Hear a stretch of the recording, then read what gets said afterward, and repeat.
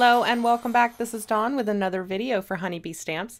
So today we're going to be creating 3 cards that all use the same color scheme. We're going to be doing a little bit of color play and taking a look at triadic color palettes. So all of the cards today are going to feature the Bold Backgrounds Vintage Roses die. So this is a great set for creating bold, quick cards. You've got this large pattern of leaves, and then you have your individual flowers that layer up very much like the lovely layers do. And this is actually quite a versatile set. So you could do some ink blending, maybe some distressing, and take this in a very vintage vibe, or you could use it with colored cardstock and create a very bold modern look like we're going to do today.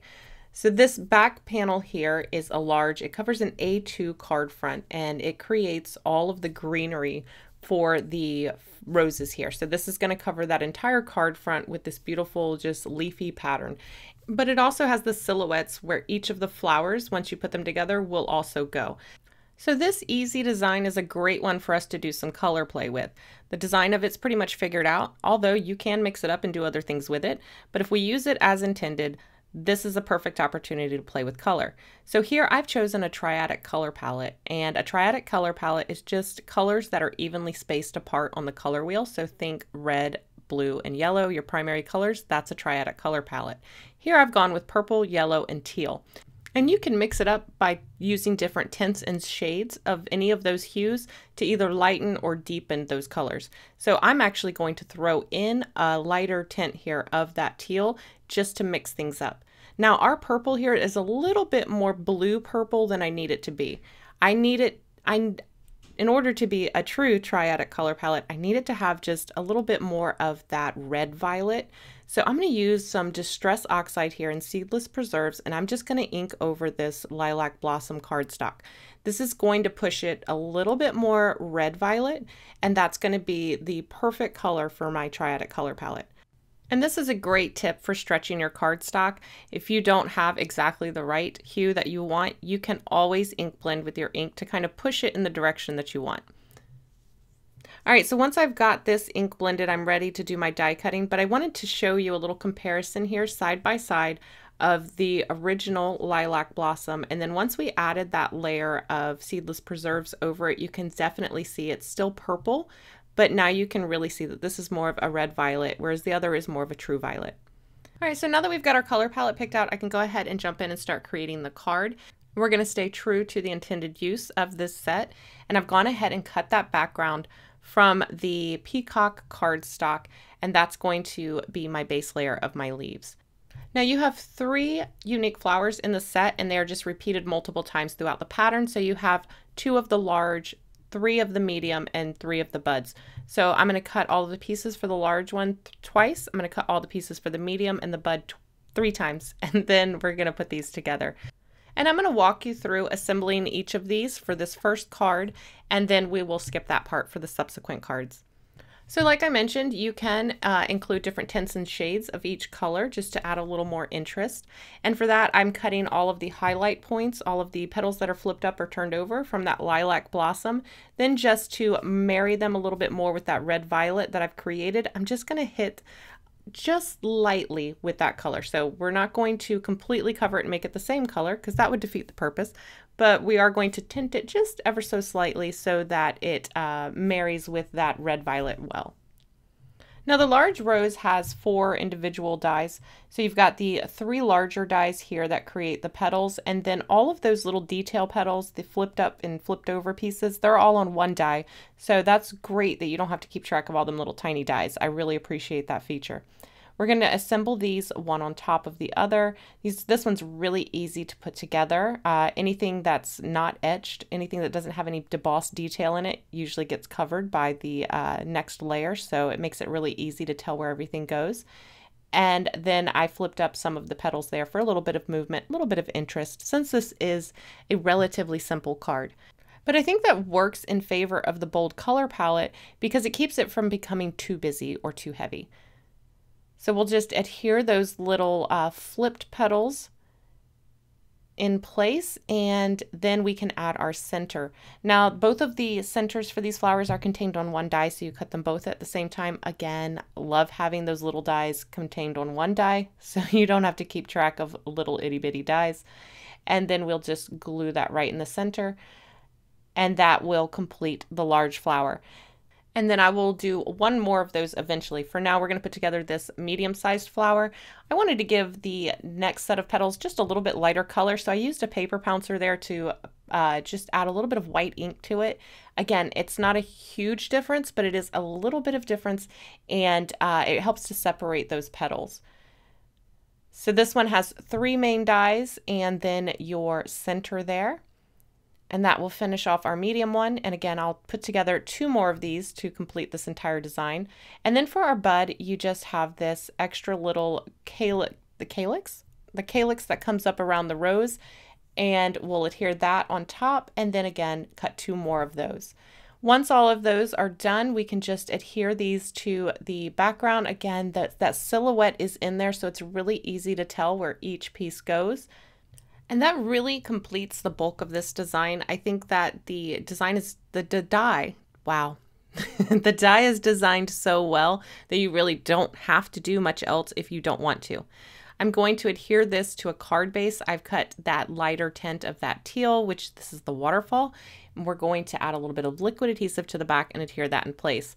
I just worry about getting the main portions, and then any free hanging pieces, I make sure that those are adhered very well. And then liquid adhesive is a must, especially if you're adhering this straight to your card base. It'll give you a little bit of time to wiggle that right into place. All right, the only thing left for this is our sentiment and some embellishments. So we're going to go ahead and jump into our next card.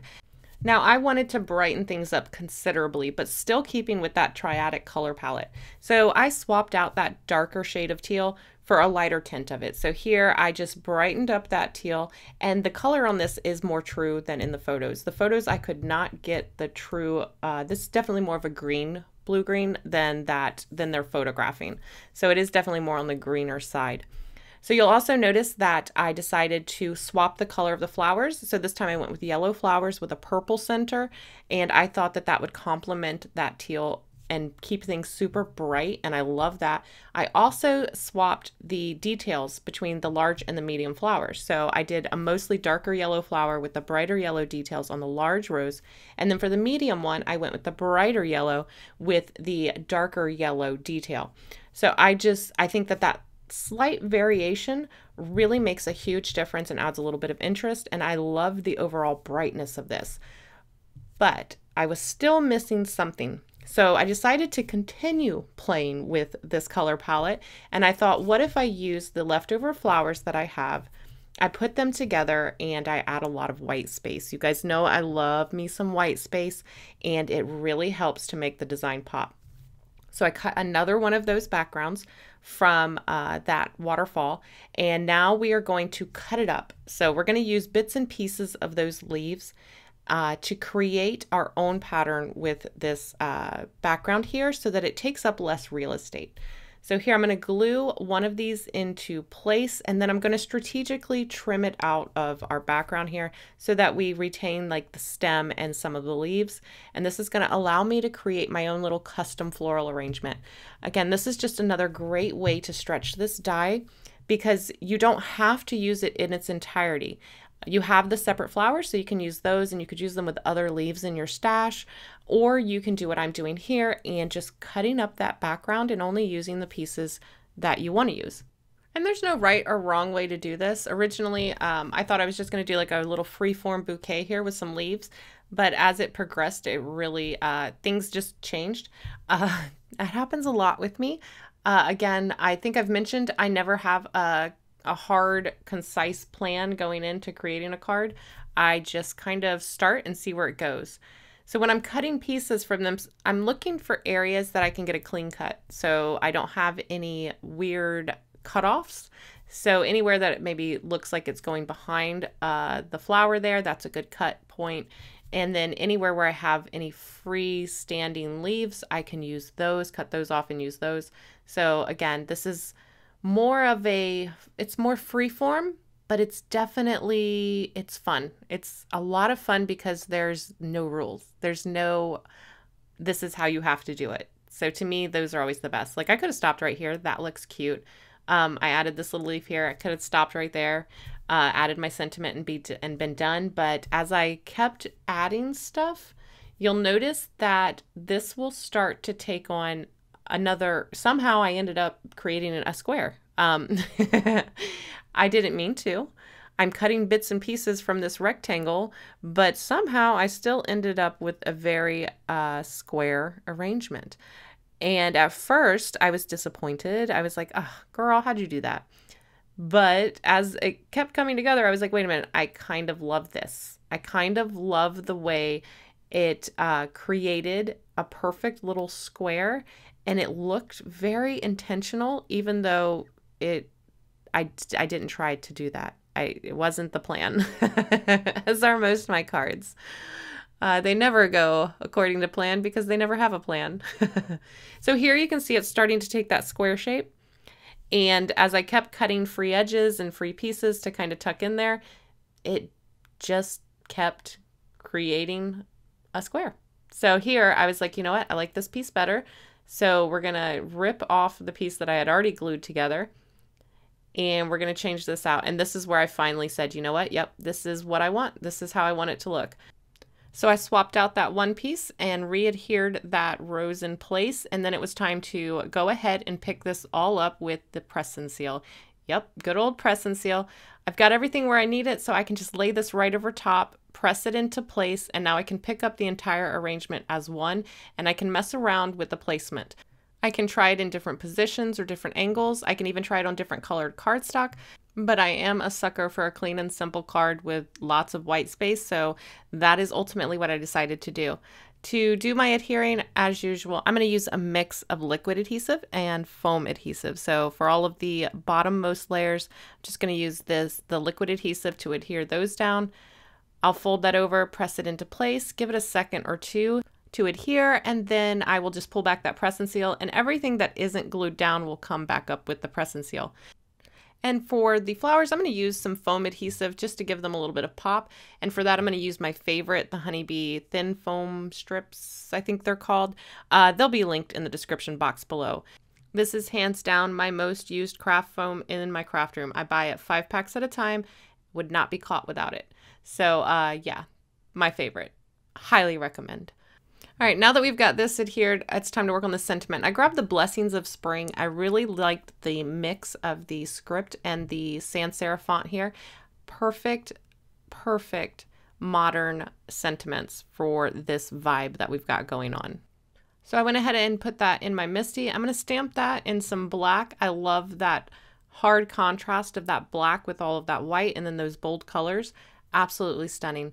And I used that same set to stamp out some sentiment options here for my second card. This time I white heat embossed it on that waterfall cardstock, and then I'm using the coordinating dies to cut them out.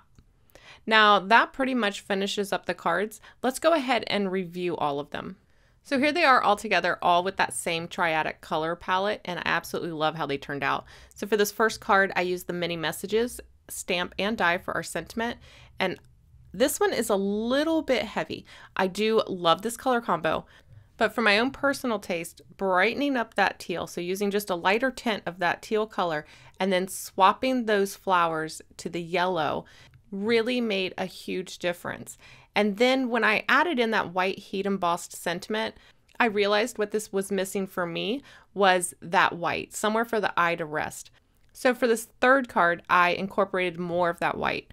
And again, this is all personal preference and personal taste. But for me, I really love having all of that nice, clean white space, something to really draw the eye into all of the color, which is isolated right there in the middle. And then that bold, crisp black sentiment really grounds it all. And it adds that other end of the spectrum when it comes to contrast. So you have the white and the black, and it really just makes all of the tones of the colors really pop. So I hope you enjoyed this look at this triadic color palette and all of the different ways to kind of change it up and incorporate it into your designs. And if you'd like to see more of this color play with some different color palettes, make sure you give this video a thumbs up. If you haven't already, make sure you're subscribed so that you don't miss any future videos. And if you're looking for any of the products that I used in today's video, you can find them in the description box below.